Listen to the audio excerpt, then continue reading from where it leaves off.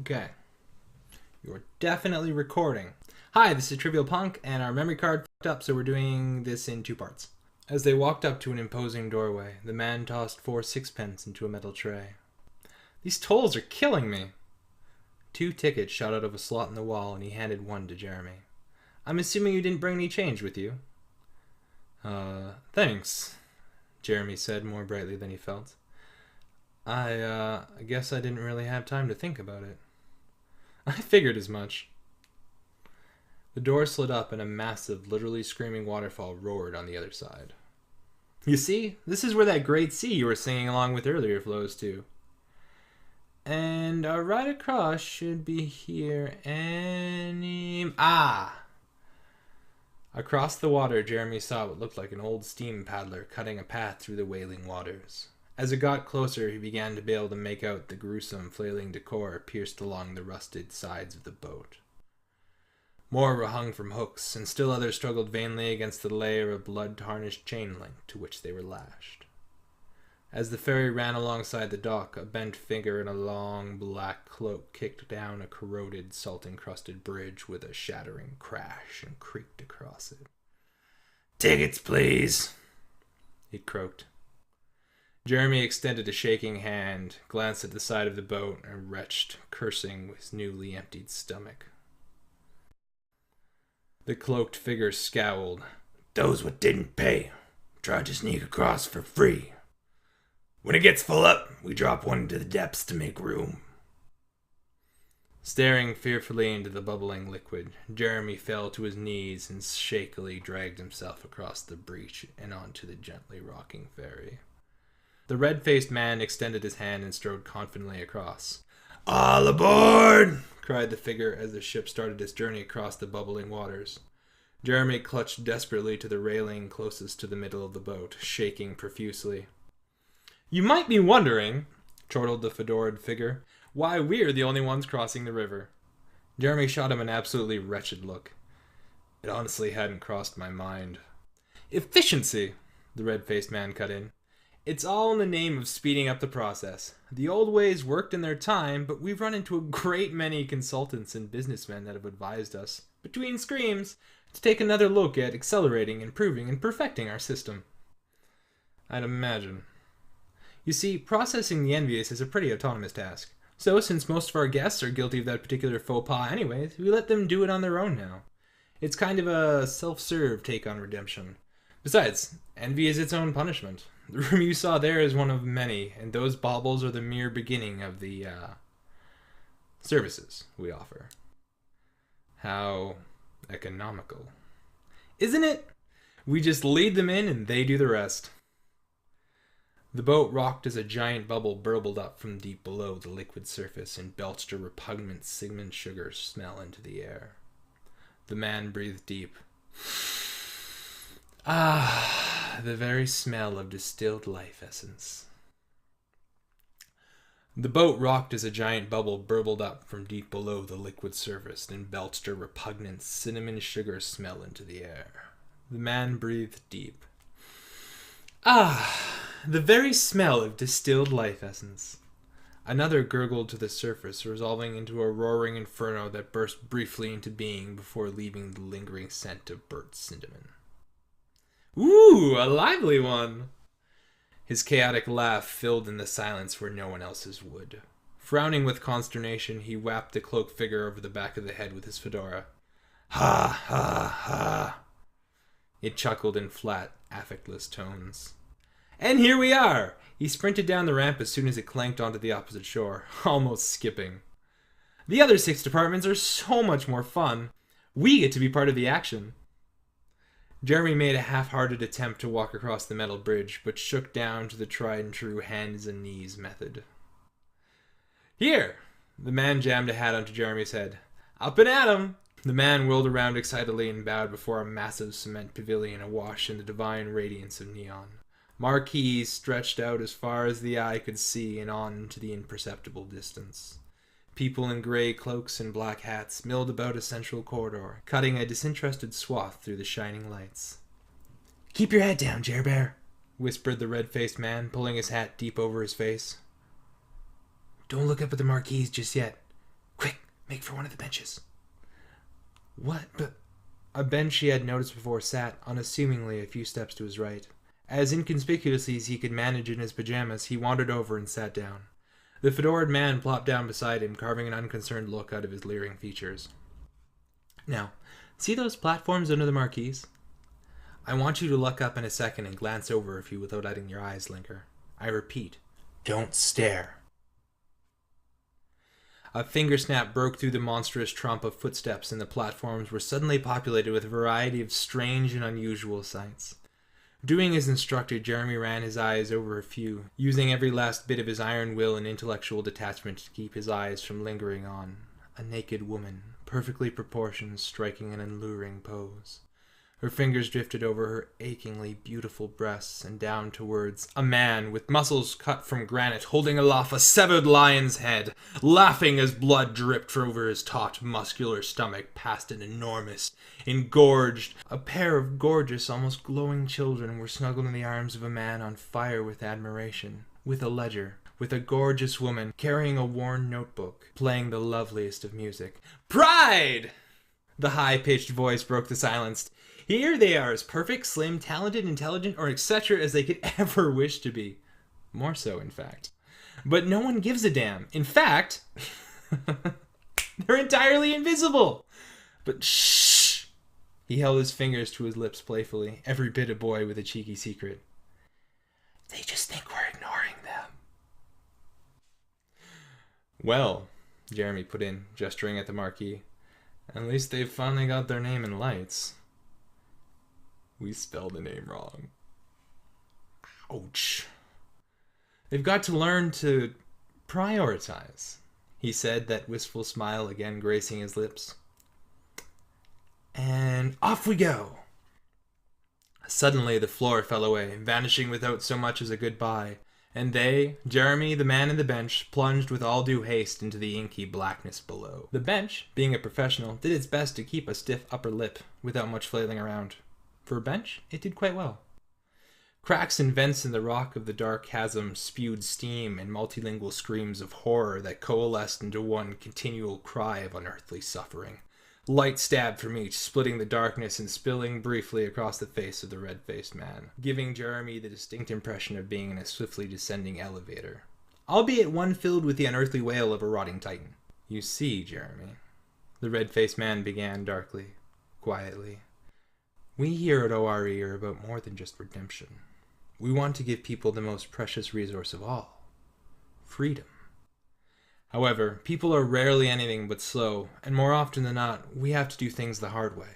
The worst vices, the greatest sins of man are inherent tendencies in their very makeup. A great and terrible grin spread slowly over his face.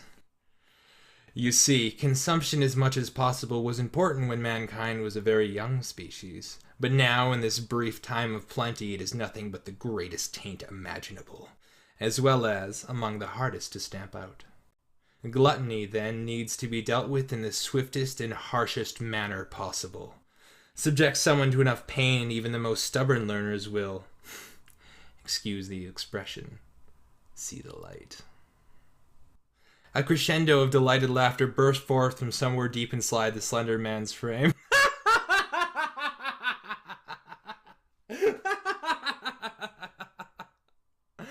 Only their abrupt arrival at, and crash into, the largest fountain Jeremy had ever seen in his life brought it to an end. Right in the middle of the mall! What greater archetype, what purer quintessence, what better representation of reckless, needless consumption is there than a shopping mall? The largest ever constructed, in fact. You could literally wander these corridors forever. Not to worry, though. We keep the fashions and foods as up-to-date as possible. We've got no shortage of help. The same raucous laughter burst forth, causing Jeremy to arch an eyebrow. All right.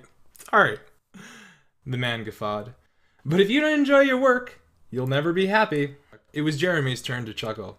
Okay, but what's so bad about wandering the mall? Some people spent their entire lives preparing for this. We've only got one customer service desk, and most of the bathrooms are out of order. You're a monster, Jeremy returned sardonically.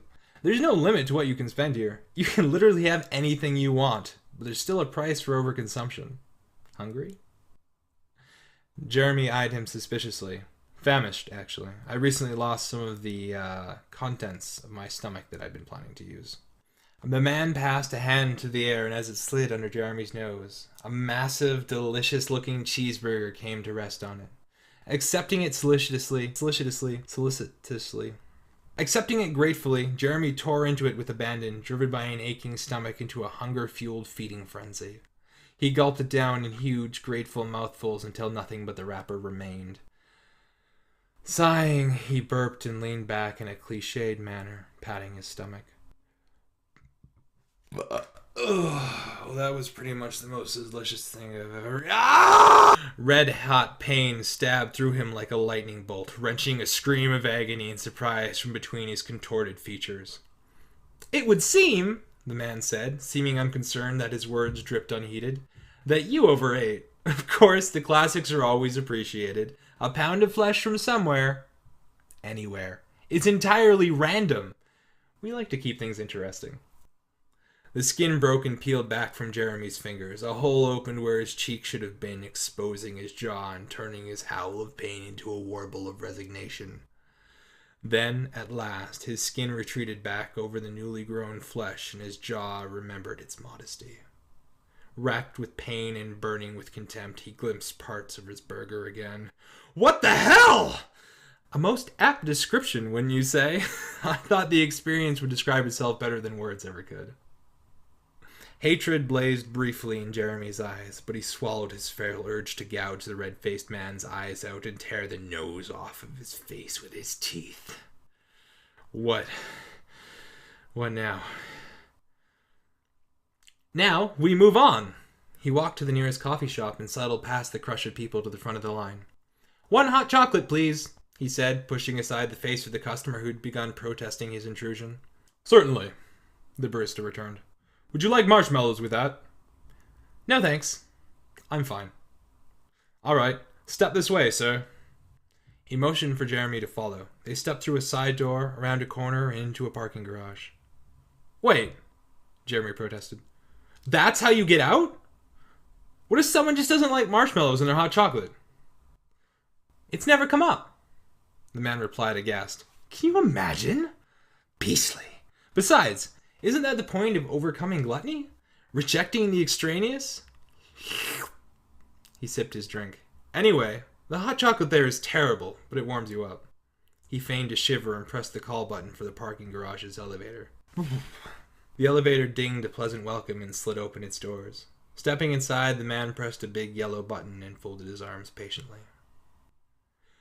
The next area is a bit painful to look at, even for someone as familiar with the ins and outs of this place as me. Scoffing, Jeremy mumbled, I find that hard to believe. No, it's true. Needless, self-inflicted suffering is always a painful thing to see. Now, the rules of this next game are simple. Jeremy rolled his eyes. Walk 10 miles, or sit in a very comfortable chair and be slowly eaten. That doesn't seem like much of a choice, really. Well, it is a remarkably comfortable chair. Also, every step requires the completion of a simple task or test before the next one is taken. 25 simple math problems, for example. Ooh. Of course, one can move on without solving them, but then a small bleeding laceration the size of a pinprick will form with every unearned step. Until at last, the door dinged open and the elevator flooded with a wash of blood an inch thick. We really need to get a few drains installed, the man muttered, shaking his head. Countless figures writhed on the floor, caked in blood both fresh and dry. One near them lay flopping, arms dragging behind it, rendered useless by lack of circulation, feet kicking it forward desperately, face scraping along the red muck. Coughing up a great gout of blood and bile into the unthinkable cocktail in which it squirmed, it twitched a few more times and lay still. Poor sod! The red-faced man frowned and nudged the body with his foot. He must have seen the door and decided to make a break for it. Ugh. Always trying to do the least amount of work for the greatest gain. Back to the start with you! The body dissolved in the sticky red background. Bleeding out, wasting your time and your life. Well, it'll get you nowhere. But at least it does so with some expedience. Sloth claims more lives before their time than almost anything else, save cholesterol in some parts of the world. Looking down at the body nearest him, struggling to breathe, Jeremy couldn't help but sneer with contempt. It was just lying there, so close to its goal, and he or she was just going to lie there and give up? At least the pathetic flailing creature before had shown some spirit. Well, no use judging. Others were already very busy doing that very same thing, and hardly seemed to need his help. A hand streaked red and black with gore reached desperately towards him from the muck as the elevator doors dinged close. "Being a businessman, I'm sure you'll appreciate this next area," he said, thumbing a green button. "No fancy exits this time, I'm afraid. We're running short on time." Yeah, I was wondering about that. Well, you can't have flash everywhere you go. The Monoban top dropped away from the elevator. The outer covering shot up into the darkness as Jeremy screamed into the unknown. The red-faced man joining in, adding his own fierce roar to Jeremy's primal chorus. They fell for what seemed like an age before plopping onto a giant, soft pile of squishy something. And that's where we're going to have to end this segment. See you next time for more Labors of Hell.